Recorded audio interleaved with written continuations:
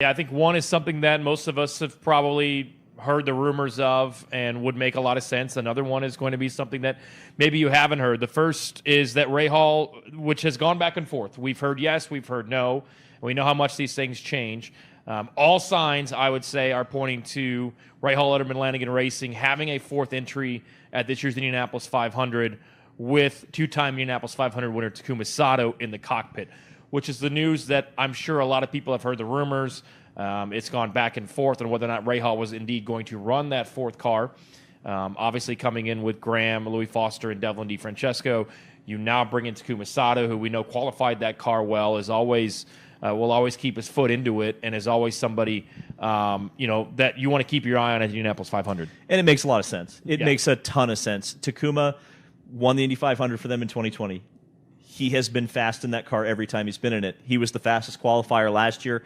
And for a team, now, I think some of the comments that Graham made last year showed a little bit of trouble in paradise with that team when Takuma returned to it.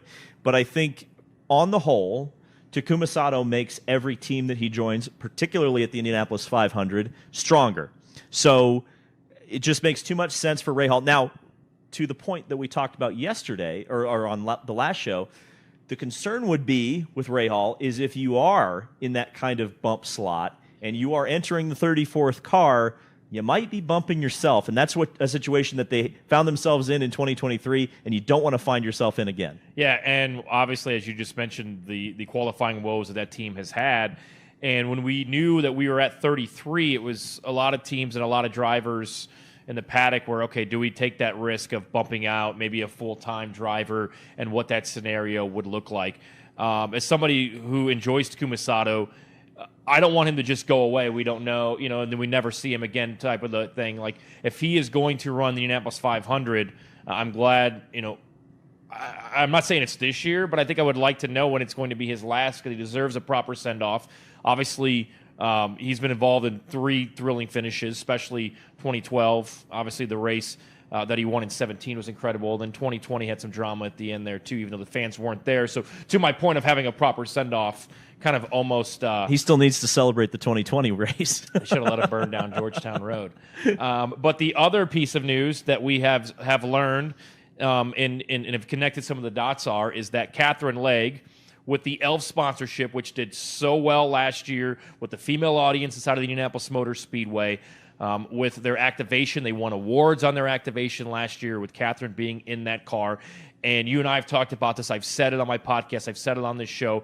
With ELF and the relationship with the Indianapolis Motor Speedway, I just don't see how you can go into the month of May without having a female driver, without having Katherine Legge as your female driver on that entry list. So it's been multiple teams rumored of, can they, there's a lot that goes into it. You've got to have the crew. You've got to have the chassis. You've got to have the engine. You've got to have the driver. It's got to make sense. You've got to have the check. And the latest that I have heard, which I am pretty confident in saying, is maybe at the 15 to 10-yard line, trying to push it across the goal line. It would be Katherine Legge running with Brian Herta Autosport, which is a name in IndyCar that, yes, we've heard Brian's name, obviously with Andretti Global, but we haven't seen him field a car in quite some time. So it would be Katherine Legge with Brian Herta Autosport for the 35th entry for this year's Indianapolis 500. So I've got a few things to contribute here. From a historical standpoint, the last time Brian Herta Autosport, should this happen, fielded its own entry was 2015. That would be Gabby Chavez. There was a couple of other opportunities. I remember at one point, I think there was another potential entry around 2016. Obviously, they had one with Alexander Rossi, co-entrant with Andretti, which they won the race. But this, should it happen, would be the first time it's happened in over 10 years. So I'm gonna turn the U to a V real quick. I am gonna be verified here for a second. Now it only took what, a couple shows? Took 3 episodes. Took 3 shows. Now listen, okay. you suggested a fact checker a couple episodes ago, so I get one for verified. IndyCar, not for us. So full disclosure, I have a working relationship with Brian Herta through Hyundai, and some activations that we've worked on in the past, and some that we will work on in the future. So knowing that, I was on a call with them today talking about some other projects that we're working on, and I knew that this was a rumor going around, and so I I turned the hat around, and the hat had a J on it at that point. And I said, "Look, now I'm doing some journalism here. You don't have to we are now on the record. Have you heard about this? But you don't have a journalism degree." Well, that's not my problem. I asked the question, and the answer was no comment. Mm-hmm. So it's not a no Yeah. from them, but officially from Brian Herta Autosport right now, it is a no comment. Now, that being said, I think that it would be awesome if this comes together. I think that, to your point, Katherine should be in the field, or at least have an opportunity to qualify. Of course, that's the whole point of having extra entries, is that we want to have a race to get in the race. That is what makes Indy Indy. They are a team that has, on short notice, remember 2011, they won the race with Dan Weldon. Now, I'm not saying Katherine Legge is the equivalent of Dan Weldon, but this team is absolutely capable of putting something like this together. And the other thing I think that's really important about this, that if it does come together, it says something about the Indianapolis 500 itself and helps. Because what is the thing I complained about on the last episode? There's not enough small teams to be able to fill out that entry list. Well, here you go. Brian Herta Autosport, if they are trying to make this happen, and I personally believe that they are, despite the fact that they closed their lips the minute I asked them about it, I believe that they're trying to do this. And I think it would be an amazing story to have a small team, a former winning team, but one that is very much an underdog trying to get in the field. That is what makes Indy Indy. Capable team, though. I mean, they have so many of their former IndyCar people working for their Hyundai program. I'm sure there are some other crew members that could come from around the sport. If this comes together, it will be a proper program for sure. Yeah, I agree with you, and it's a great way to display, how great Brian Herta Autosport is in other series that you know very well, that you've seen, and elevate maybe their brand as well, knowing that Katherine and that sponsor is going to bring a lot of eyeballs, not only just at the Indianapolis 500, but also throughout the advertisements that they do and some of the campaigns as well. So I think it'd be an exciting opportunity for both Brian Herta Autosport and Katherine Legge. I don't know if there's going to be any kind of partnership, maybe with Andretti. That could possibly make some sense. Obviously, Brian is an employee there and is on the stand for Kyle Kirkwood.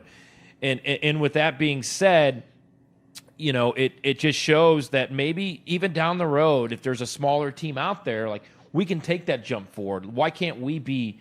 And everybody loves an underdog story, especially at the Indianapolis 500. And this possibly could be. We saw Katherine and what she did qualifying last year, keeping her foot into it and putting that thing in the show cleanly with Dale Coyne Racing. So I'm excited for it. It brings back bumping, it looks like, with what we've been talking about with now having 35 cars, which is something that a week ago when we sat here, we're like, how do we change qualifying weekend? How do we move scheduling around if we don't have a back row shootout? What's that going to look like? And now it looks like we will for sure at least have one bump, more than likely to have two bumps, which brings that drama and elevates that Indianapolis 500 qualifying weekend. So I think a lot of us, about a month and a half ago had the count at 36. Mm-hmm. There's one entry that I know you've been on top of that has been kind of developing in the background. Yep. The mystery fourth Ganassi entry, potentially having Tom Brady, Jimmy Johnson, a few others associated with that. What is the status update on that right now, Tony? Yeah, so I talked with Chip after the win on Sunday, which probably I thought was a really good time because he was probably in a good mood, obviously, and we saw him dancing in the victory circle. And he said they had a conversation, and it just never really came any more than that. And I'm assuming that when I was given that information, that conversation had taken place. And as I preferenced on the Tony D podcast, it was, this is being discussed, this is talked about, this is linked. It was never, this is happening, it's official, let's see. We've learned some other things, maybe behind the scenes, that I'm not comfortable kind of bringing up, as I told you off the record. But would be a cool effort if that were to come to fruition. It doesn't look like it's going to, but you never know. Maybe something like that comes in 2026. Now, am I saying that we won't see Tom Brady or a presence at the Indianapolis 500?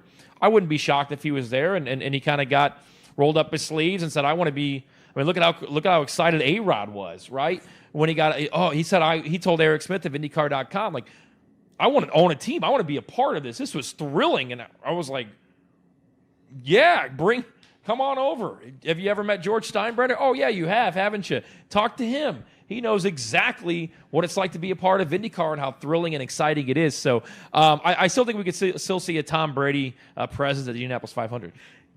You know what? Let's really speculate here. Well, we got to preference Okay. it so the Reddit warriors know. So let's say Catherine's ride isn't quite across the finish line yet. Okay. Who partnered with Steinbrenner back in the day? It was Herta. Yeah. So they have a great relationship. So let's say Steinbrenner, Herta, and A-Rod running Katherine at the 5. Why not? That'd be wild. Wouldn't that be cool? I don't know. Hey, I'll throw it out there in the universe, Yeah. and let's just see what happens. All Hey, right. A-Rod, call George. George, call Brian. Let's get this going. Yeah. We hope you enjoyed that clip from our new show, Unverified. Every Tuesday at 8 p.m., you can join us live over on the Unverified channel.